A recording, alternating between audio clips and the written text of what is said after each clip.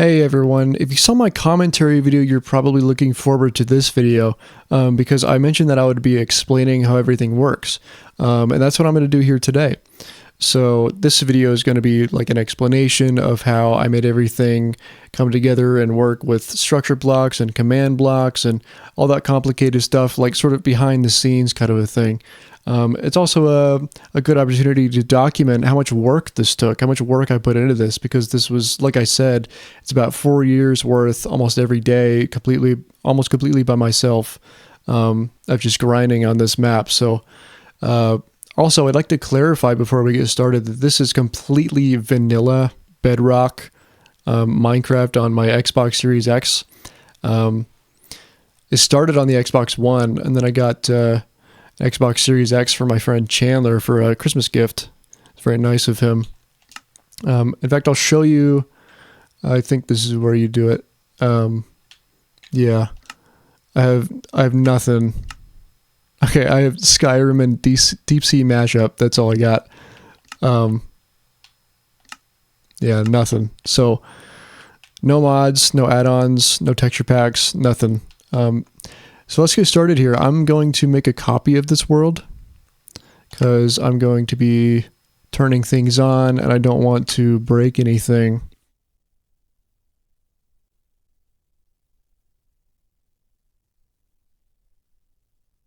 So also I'd like to mention that this is mainly for people who understand what I'm talking about when it comes to command blocks and structure blocks. If you don't, that's okay. It might be interesting to you, but I'm not going to be getting into details about how everything specifically is the way it is, but I am going to do some of the most basic, most important details about how I made everything work. So you're going to be seeing a lot of this stuff. These are kind of like circuit boards, I guess you could think of. It's kind of like an organized mess, if you ask me, of just command blocks everywhere, but they all have their purpose. I'm not going to get into every single command block or anything like that, just sort of the main moving parts. Like I said, the most important stuff. But yeah, I guess let's start from the beginning. And by the way, if my speech is hard to follow, I do apologize. I'll try to make this as smooth as possible. So this is where everybody starts. This is the spawn room. I don't show this in my main playthrough, but this is where everybody starts. It's just a few bullet points of things that are important and some settings that people need to change. But when they're ready to play, they pull this lever and it activates stuff. So first up, it gets rid of that lever once you pull it so that you can't pull it twice. And it clears your inventory. You know, it gets rid of your XP. It clears your HUD for the next scene, which is the warning scene. So one of the most important commands is set block, because the entire map runs on set block with redstone blocks. Everything is activated that way. There's no active redstone components like pistons or pressure plates or buttons, none of that. That was actually one of the rules I set up for this world. I set up kind of 3 of them when I was designing this world. The first one is no visible redstone, no pistons, nothing that would make noise like a dispenser or anything like that.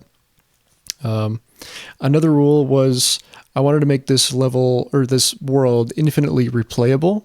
So as you go along, each level resets itself, so that next time you play it, it works just like it did before, and it works every time. And the third rule is I wanted to make this both single player and multiplayer, which is very difficult, but I got that to work. But anyways, so it activates this warning, which is this line up here. This is the viewer discretion warning that you see at first. It's just a simple camera fade, turns your screen black while your HUD is off. And then it's got some simple title commands. I got this cool font with special characters, by the way. And there's some simple title commands, whatever. And then it starts the game. And so this puts a redstone block right here. And that activates the cutscene, the first cutscene that you see with the candle. So first you hear some noises, you hear the heartbeat, you hear the warped forest ambient. But it has 2 camera commands. These are also very important because the whole game centers around cool camera movements, I guess. But everything is in-game. Nothing's like super rendered or like cut in and out either way. But like this one, this just points the camera at the candle so that the second command can zoom in for 25 seconds. That's pretty much how that works. And then after 630 ticks, it will extinguish the candle physically, just like that, with the structure there. And it'll play the sound of the extinguishing candle. And then this will empty the redstone here, and it will empty itself here. So once that is over, then it'll clear your camera, clear everything, and then you'll teleport straight to limbo.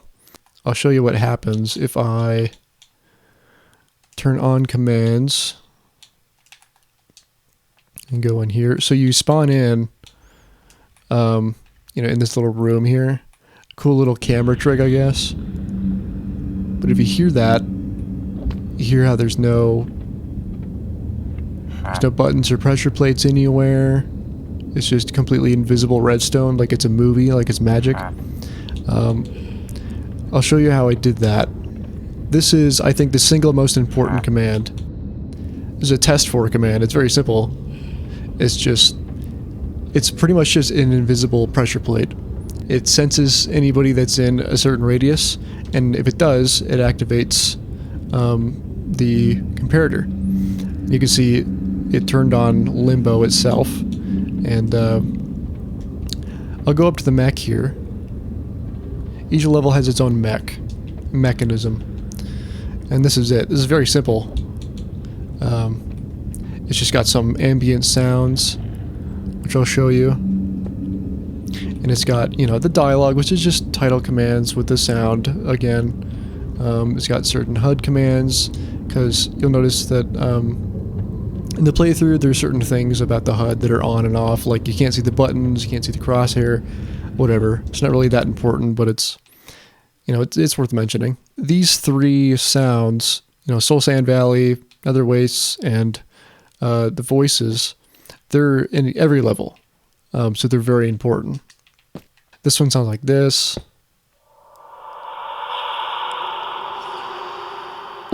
Kind of ambient thing. You get the voices.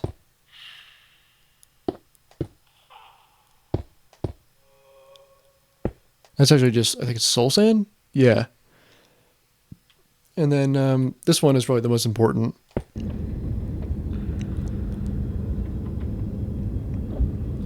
Just kind of ambient, like brown noise, which is really cool. Anyway, everything is pretty much run off of that sort of system. Just set block commands, test for, play sound, that super basic stuff. And I was able to do some really cool things with that. Much more complicated systems that all rely on that stuff. Before you teleport to the gates, this is the gates of hell in here. Right? Before you teleport in there, it has to reset itself in limbo. So it turns off this gray fog. Each level has its own fog. Like Gates of Hell is red fog. It turns off its fog, and then it starts the mech in Gates of Hell. When you go over here, this is like the first kind of mech. It's mainly for resetting things, like the bridge that fell down. This is a reset. Resetting a bunch of barriers. The barriers are just for like progress, so you don't do things in the wrong order.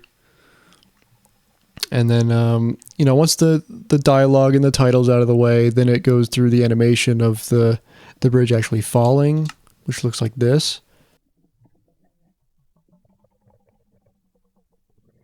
And then there's a second one here. Yeah. So that's the entire animation. It's just camera tricks with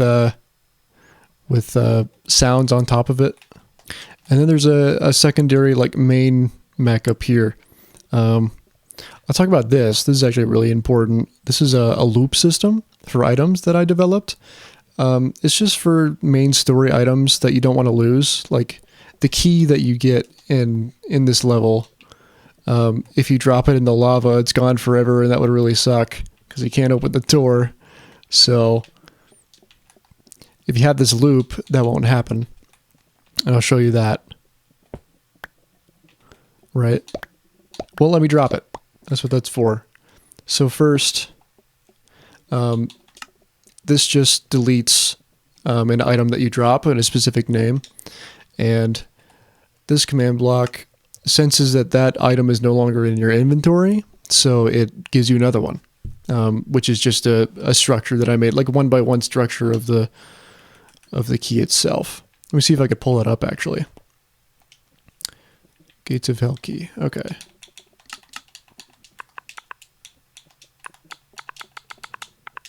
All caps.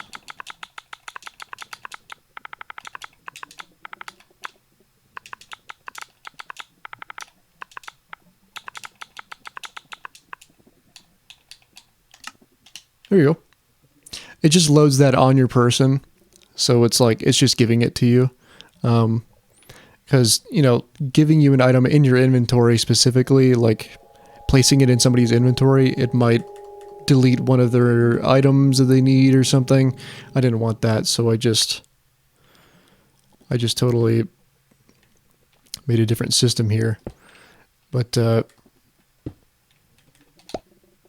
yeah, that's how a loop works. Oh, the respawn's really cool. My friend Bradley, I think he actually came up with this. It's just saying that if you're inside of a structure void block, it sets your spawn point in that exact spot. So I don't actually have one. Let me go see if I can find one and grab it. I think there's one in here. Yeah, okay. So if you're inside of one of these, if you step inside one, it'll set your spawn point right there. And that's all there is to it. Anyway, each level also has some of these. They just turn on your crosshair whenever you want to use a bow and arrow. Let me see if I can demonstrate that. Yeah, so if you have it out, it turns your crosshair on. If you don't have it, it turns it off. It also works for crossbows too. Next I'll show you the actual door. This works in two ways. One is the actual animation and the other is the actual key slot. So this is the mech for the key.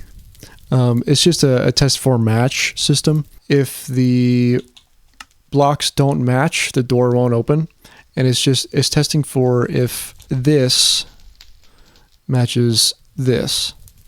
If it's the wrong item, it will delete it and it won't open the door at all. If it's rotated, it won't open the door. But basically, once you have a matching block, it will set off the door mech. This kind of also goes outside here, but this is it's actually just one structure block animation within itself, with just a bunch of sound design. It's just one structure that's set to 5 seconds animation placed by layer. Looks like this. Now if you add a bunch of sounds on top of that, it looks really cool. It's kind of like a magic trick.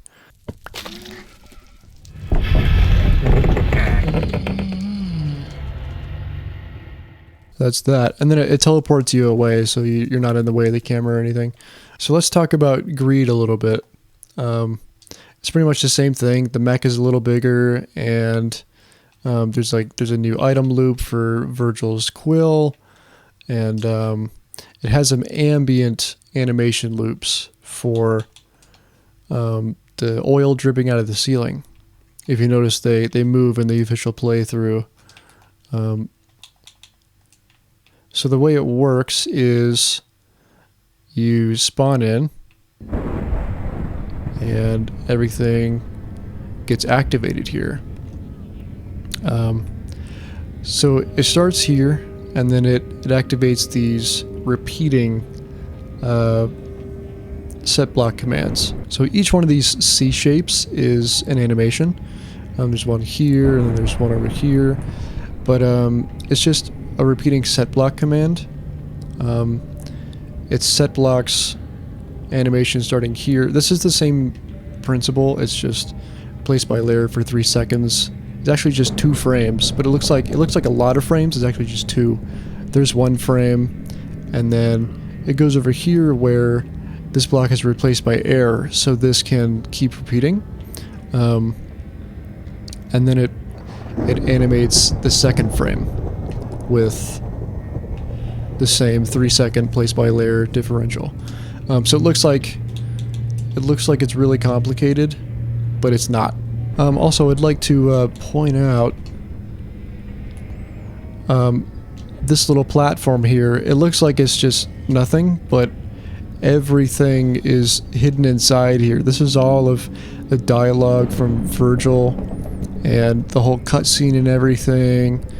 And this is all cramped in here. This is a little challenge just to get everything smushed in here, but I got it to work. You know, it's the same old title commands with the camera stuff. Okay, let's talk about Envy really quick. This is the first boss fight, obviously.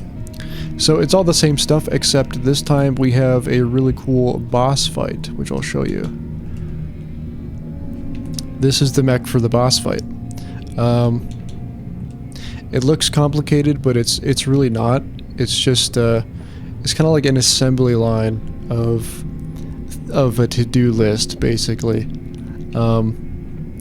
You know, each redstone block is placed one after another, activating more and more things, but then it repeats itself. But I mean, this is the start of it, right? This is more like door breaking out of the ice, and then it finally starts the first animation loop. I designed these boss fights so that they're completely infinite. They will repeat forever until you beat the boss. Specifically, like each phase will repeat forever until you complete the phase. Also, the health bar that you see on each boss is just a wither that I renamed. It's super simple. So for each frame that Moragdor had, I built a separate frame for him. Every time he strikes the platform, you take damage if you're close to his fists. I believe it's a proximity command? Yeah. So if you're close to it, it'll do damage to you. See? 7 damage if you're close to his fist when he strikes it down. And before I show you how this whole thing actually works, I'll show you the inside of Moragdora here. So turn off commands. The sword is stuck in there, just the invisible armor stand. It's kind of what it looks like inside here. So when you take the sword, it just gives it to you, but it starts the boss fight. It starts the boss fight with this. It puts a comparator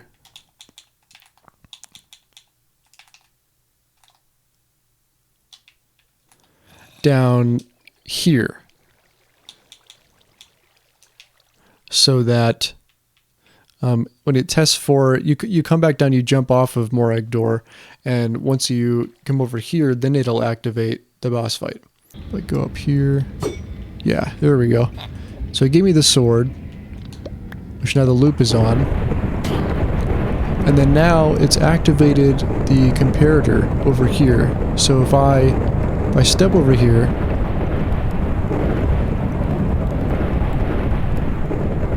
the cutscene will play.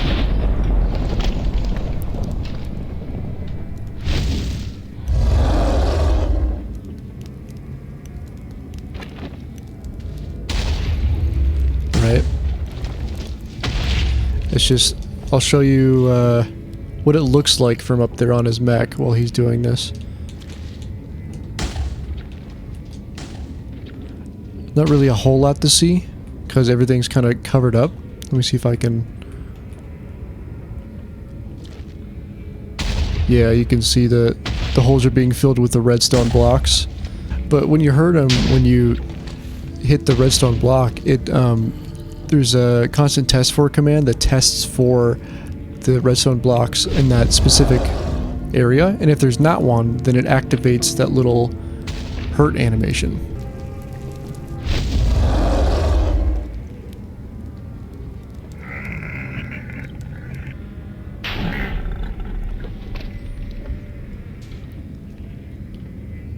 And there you go.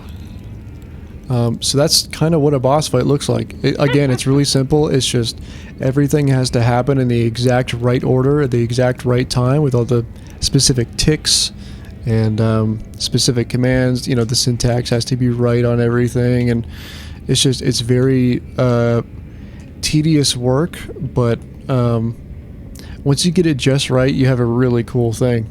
Anyway, that's pretty much all there is for Envy.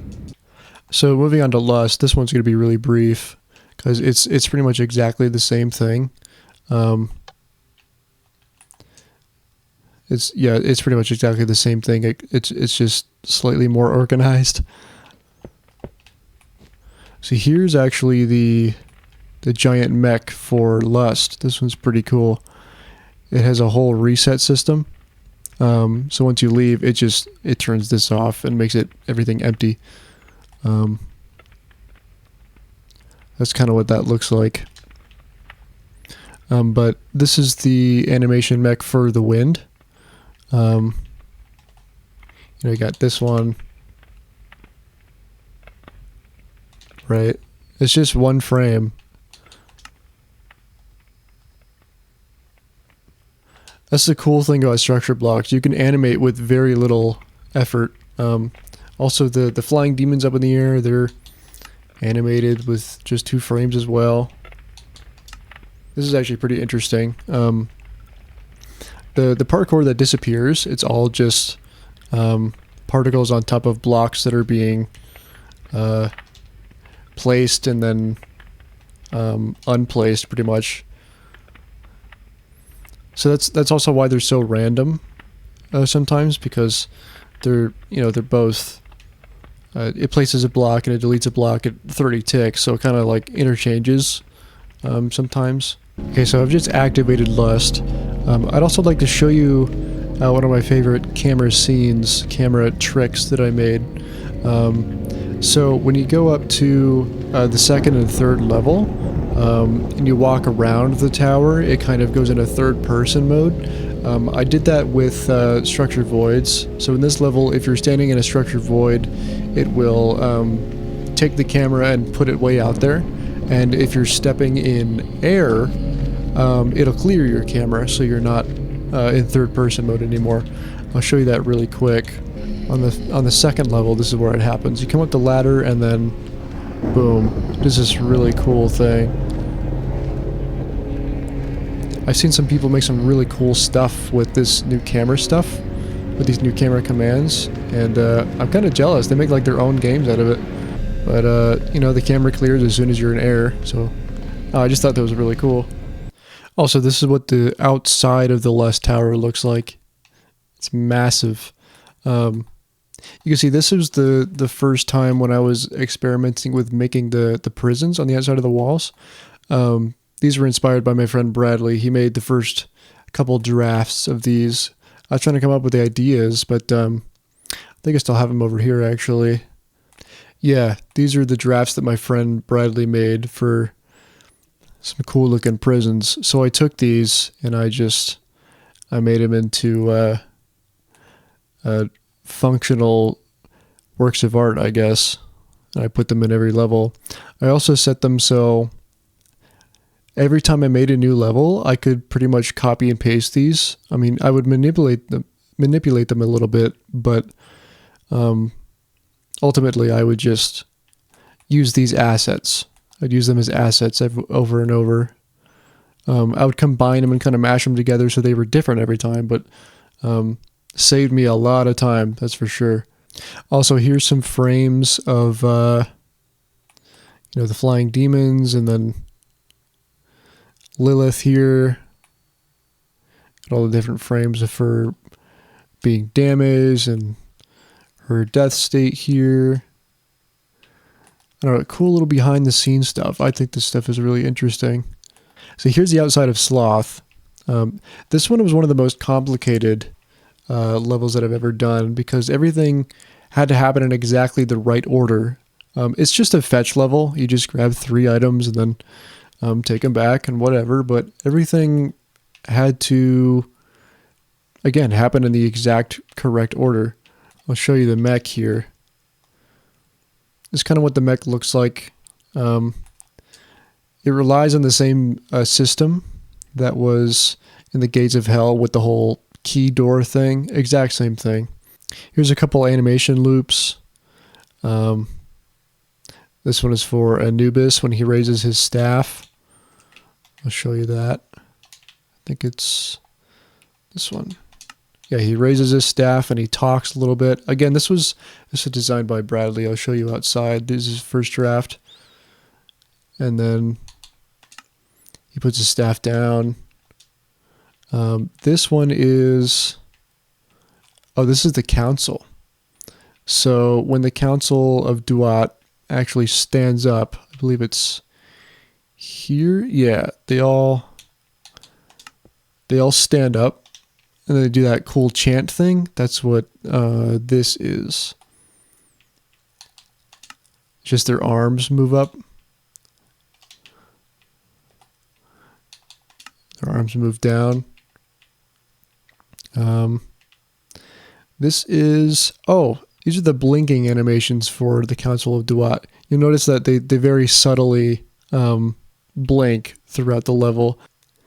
You see, yep, you see they all blink in, like, out of sync, like they're alive. I think it's one of my favorite cool little details. Speaking of details, there's these hieroglyphs kind of everywhere. Those, I'm going to be honest, they were a pain to make. I really didn't like making them. At first it was cool, but then I had to make so many that it was like, oh my gosh. They're just maps that I made. Eventually I made enough symbols to where I could kind of copy and paste. Like you can see the feathers there were copy and pasted in the birds. But it's all the same principle. There's the Staff of Ra. This one's really cool. You can notice that I intended to make more, but they're blank. Because as soon as I put this many in the map, the level started lagging a lot because it's like a whole entity with the item frame thing started lagging. So I gave up on these and just kind of abandoned them. But yeah, here's the Staff of Ra. Really cool looking. The map for the Maze of Dis is over here as well. It looks so different when it's not a map. At first I wanted to do Thoth for the god that was in the center, but I chose Anubis because my friend Bradley, again, he designed this one. This is his original design.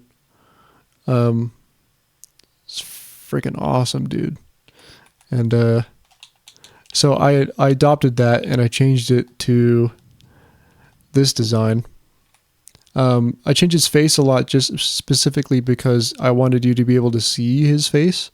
Because when you go over here, you look down, you can't see his face. That's pretty much the majority of the change that I did. I think his looks way cooler, but mine is just more practical. And my friend Bradley also designed this one. Oh. But anyway, that's kind of besides the point. But each room has its own kind of mech for when you pick up an item. The chest is a trapped chest in each room, and it activates the lamps, which activate the observer, which activate the empty slot that you can put that item in back in the main room over there. It also does a few other things like dialogue and, blah, blah, blah. It also gives you the loop. It turns that on, which is over here. Here's the loops for each of the items that you get from the rooms. Again, super simple stuff. Okay, we'll move on to Gluttony now. This one's pretty interesting because of the doors. These were heavily inspired by Halo 3 and whatever those sphincter doors were. I forgot to mention that in my commentary video, but here's some drafts I cooked up. I think over here, yeah.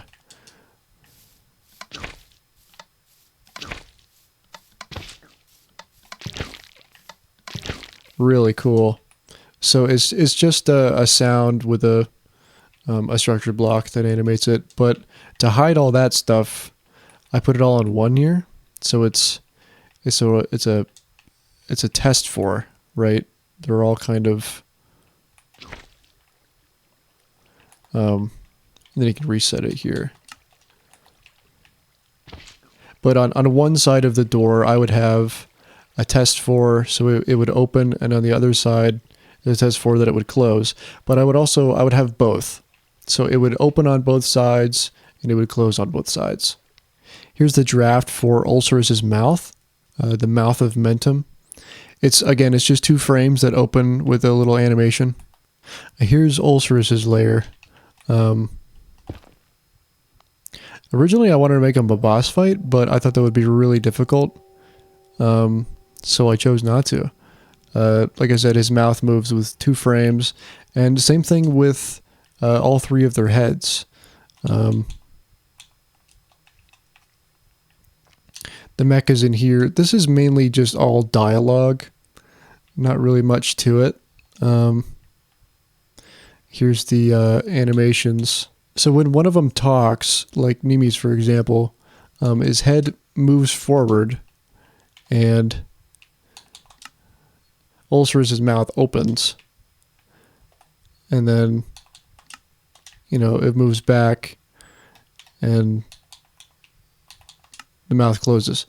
Again, really simple. It's just a slightly different configuration of that 2 frame thing. It just has an extra frame in there. Also, when they sniff, the mouth doesn't move. It's just their head. But yeah, again, really simple stuff. I know it keeps saying it's simple stuff, but I don't know if it's simple to anyone else. It's simple for me. I've been doing this for quite some time, so it's kind of natural to me. But nevertheless, I hope it's interesting to somebody here. So moving on to Wrath, this is the mech of Wrath. It's the same thing as like Lust. It has its own reset system. The fireballs are pretty cool. It's just a dispenser system underneath the lava. See if I can show. Yeah, here's one. The dispenser will fill up with fireballs, and then it'll continuously shoot. It'll do that forever. It's like a loop. There's plenty more. Yeah, there's another one over here. You can kind of find them all over the place. Oh, and I forgot to mention the Argent Star. That was a pretty interesting mechanic. Let me give myself one here. So it has this this kind of loop here. It has it tests for if the star is in your hand, and if it is, then stuff will happen.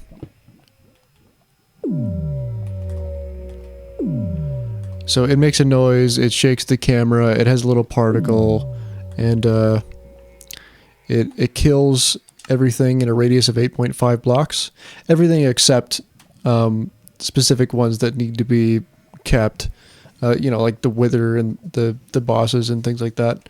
The armor stands and, things that are important to keep alive. So the platforms are pretty cool too. It's just test for command. It tests for if you're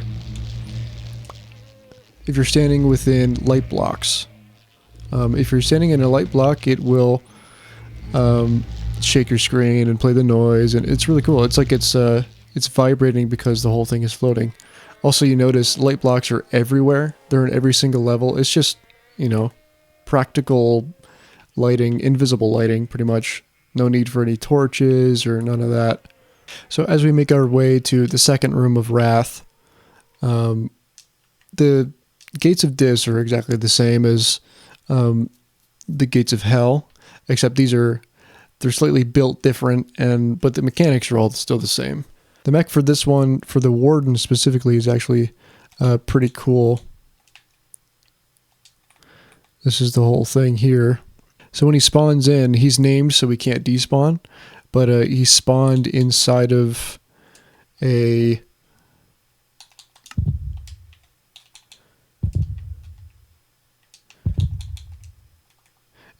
box of barriers, so he can't escape. But then once you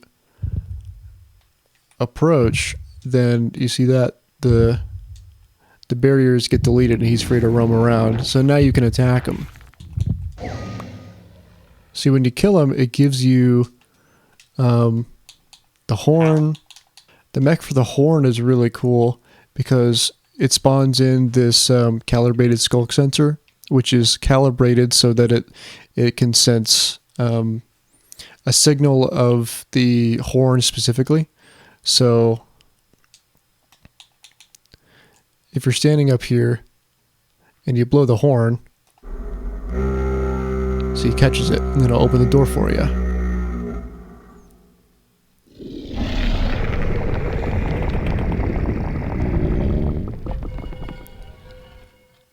Exact same principle, just more steps in between. So I'll show you the mech for the City of Dis in the maze. This one is really big. It's a really big mech. Most of it actually dialogue, like this is Virgil's dialogue here, and this is Quigarch's dialogue. But this is how you get the shards from the spiders. It's just like a test 4 thing. It tests for each spider is named with just a color. So when it tests for that, and when they die, it will inverse kind of operate and give you the shard. Like I said, everything is kind of just more complicated versions of the previous. But next I'll show you how the mechs are in the Nether, because that's the crazy stuff there. So everything in this level is really simple until we get to Garyon and Mentum. That's when stuff starts getting really crazy. Let's talk about the crucified guys. These are pretty simple too. These are just repeating teleport commands. They're just teleported looking down, and they're also emoting. They have an animation command block as well. So it's just for looks. It doesn't really serve any crazy purpose. So you can tell Revis isn't spawned yet until you get to this final tree. Then he spawned. So in here is the mech for the little dialogue you have with him. And this kind of sets up the mech for Garyon. This one is crazy. I'm going to go show you that. Okay, it's in here. Like over here, she's just crouching. It's just 1x1 frame, the whole bit. Nothing crazy. But over here, I had to invent a new system because there was going to be so many structure blocks that it would have filled up this entire room. So every time that one of these is activated, it's actually just another system on its own. It spawns down here. Every time it loads, the observer catches it. It activates this command block, which sets a redstone block in it. So every time one of these loads, it will activate a new frame. So I'll show you that now.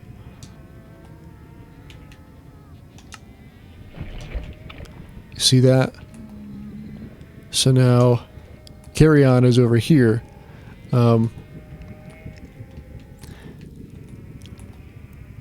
And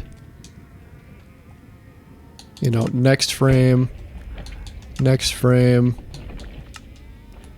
you know, and she keeps moving forward farther and farther. It's just one by one, but I hope you know what I mean. If I would have done this like without, what would you call that? Compressing, I guess. I compressed all the structure blocks into 1/3 of the amount, which is really convenient. It took a long time, but it saved a lot of space and probably lag. Also, if you remember when Revis actually just runs up and jumps up on Garyon, that's actually, I believe that's teleport commands as well. That's all the way in the back here. Yeah. So if Revis is standing over a specific block, it will teleport him in a specific direction at a specific speed, and the blocks for that are actually way under the lava down here.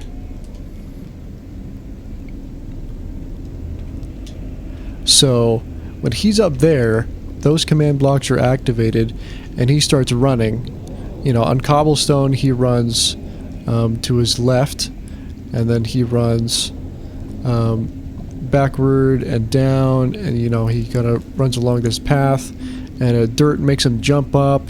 It doesn't work every single time, but that's how he did that. It looks ridiculous, but it totally works. Here, let's gamble. Let's see if he does it.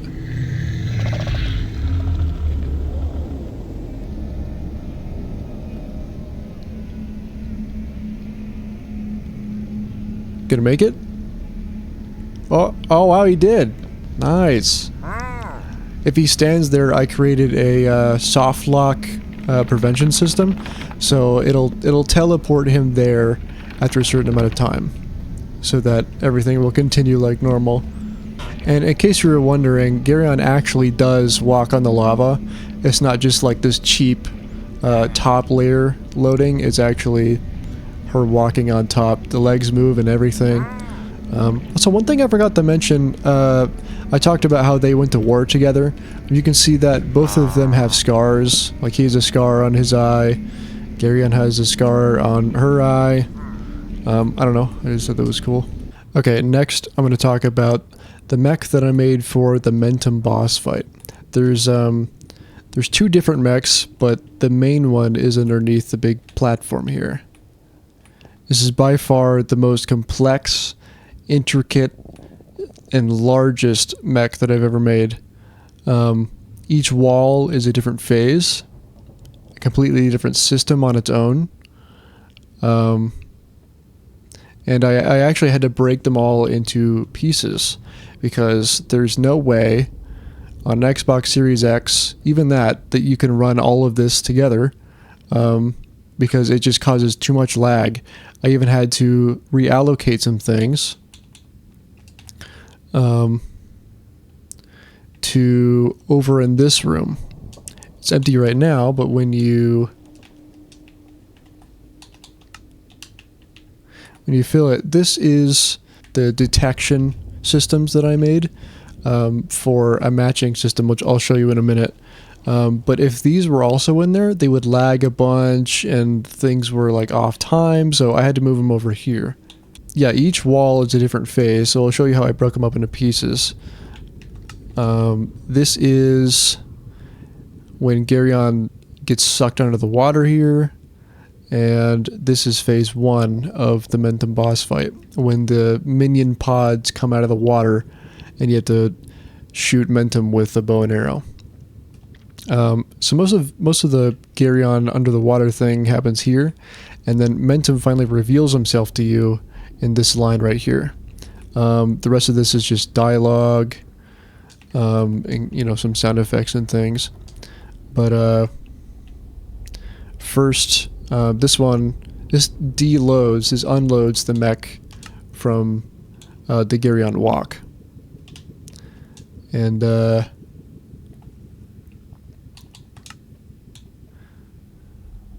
that's just one frame that's animated. And next, she turns pale, and then she gets pulled under the water. One by one. And then when Mentum reveals himself, the wall breaks open. Also, one thing I forgot to mention is all the holes everywhere. I wanted Mentum to feel like some sort of infestation, parasite sort of thing. Like he's not welcome in your mind, right? So there's holes everywhere where he comes through, in and out, where he's been before. Like it's like a hive. Like he's disgusting.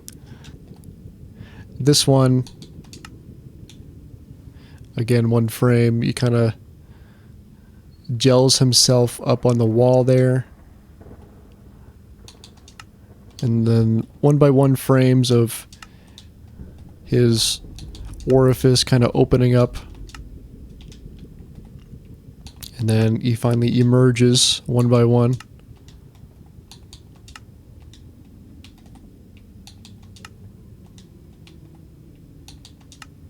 See, his actual mob is in there in the structure, and he is teleported with one of these commands. And every time he talks, is animated as well. And what I also forgot to mention is his inspiration was Gravemind from Halo. He's very kind of fleshy and sort of torn apart, like a lot like Gravemind. And then after he's done talking to you for the first time, he kind of deloads himself, sort of frame by frame again, sort of closes. Since his body is kind of collapsing from top down, unfortunately, structure blocks can only animate from bottom up. I wish they would fix that. And then he pops up on the other side here. Again from top down. And then right here is this thing. That is way over here. This is also out here so that we don't have as much lag, because these repeating command blocks, I don't know what happened, but all of a sudden I think an update came out where these repeating command blocks just started lagging everything, so I had to move everything everywhere. And then, you know, from there he kind of he opens up on that side of the wall, and then when he gets hurt he closes and then he opens up again. It's the whole animation cycle down here. This is where I had to make really complicated loops. As you see here, these 3 lines are 3 miniature phases within this phase. So like each time you hurt him, it goes down to the next. So you hurt him 3 times and then it goes to the next actual phase over here. But the loop is really complicated. It's all the same stuff. It's just sounds and particles, and teleporting the right mobs in the right places at the right time, all kinds of stuff. Everything is very, very specific, and the whole line is driven by these next frame blocks. They're just set block. They're all just set block commands. Well, finally, let's talk about this stuff. This is the test for matching system that I made. Each row here tests for if these chests are matching. If the bottom chest has the same amount of contents as the top chest, then it'll activate the hurt animation. But these are triggered by how many times Mentum is damaged, and that is from the skulk sensor in here. So every time he's damaged, it activates the calibrated skulk sensor, and it sends a signal to fill the chest, which means put a redstone block here, dispensing a piece of dirt into the bottom chest, filling it once with dirt. So each time he gets hit, it fills 1 block of dirt in the chest. And once this one, I believe it's 8. Once it has 8 blocks of dirt in it, then it will activate the first hurt animation. And once the animation sequence is finished, it'll activate the second loop, and then the third loop. Each loop is different because it takes more effort to hit Mentum. Like the second one is 10 dirt blocks, and third one is 15. Also, the intervals between like how much time you have before he closes himself is shorter each time. So it gets harder that way. But after you finally hurt him all 3 times, then it goes to phase 2 over here. So this is phase 2. It's pretty much all the same stuff, really. It's just, you know, one by one animation sequence, a cool little cut scene, and then you have the loops down here. 3 loops. The first loop, Mentum swings his chain down on the right side of you, and then the second loop, he swings it down on the left side.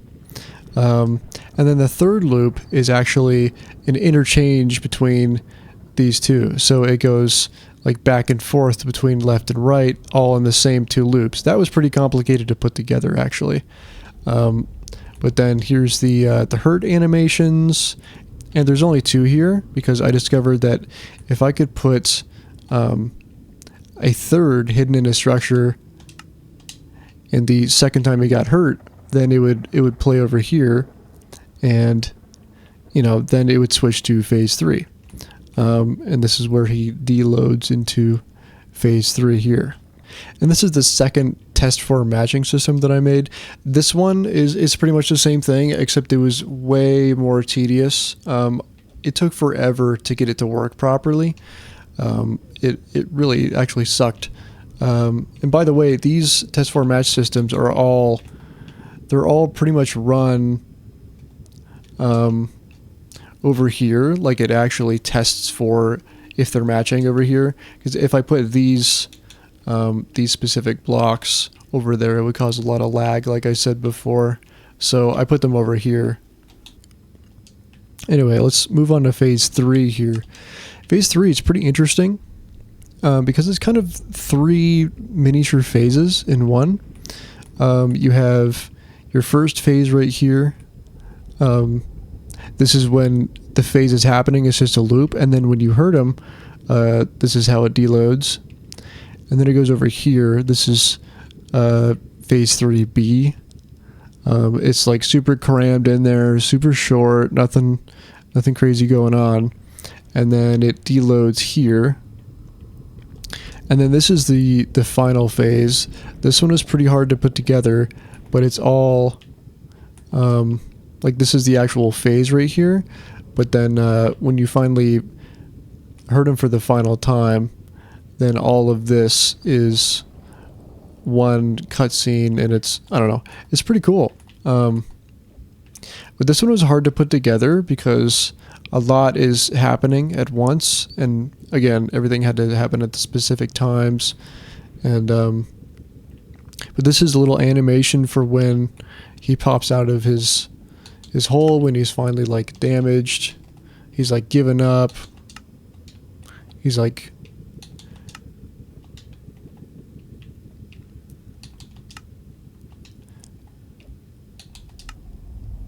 there you go. That's kind of what that looks like. And then here is when you place the Argent Star, and this is when the particles go off, everything explodes, everything's all cool, and then it takes you over to the final cutscene, which is behind walls, deep in the geography here. So these are just replicas. All of these are just replicas from the overworld. They all have their own mechs. They're all pretty small. They all work the same. And there's Virgil again. Here's the next one. It's supposed to be the first room of Wrath, but this is a bit smaller. If I were to go the same size, it'd be so large, and it wouldn't really be necessary at that point. But it does its job. Also, you get teleported each time you go to a different scene here. This is where you get teleported to in this room, just so everything loads as it's happening. And this is the mech for this one. Pretty small. The next one here is the Lust Tower. It's like collapsing. This is probably my favorite one right here. Everything's collapsing like the Tower of Mordor. when Sauron is defeated, when the ring is destroyed. And here's the mech for that. The demons are falling at the same time, which is pretty cool. And this one's pretty cheap as well. There's no actual walls, it's just kind of like blank space. The next one is Envy. The camera's like about right here. All the ice is melting and there's water and it's collapsing everywhere. This one's pretty cool. That mech is right there. And then here's Greed. Pretty self-explanatory. It just kind of, all that erosion finally ate everything away and it just collapses everything. That mech is right here. It's really small. And last one is the Gates of Hell. This one is pretty cool because everything collapses like a deck of cards pretty much. This mech is a bit larger, I think. But all the mechs are genuinely like pretty much the same. They're just frame by frame, things are collapsing. Like the first one gets moved down, next one.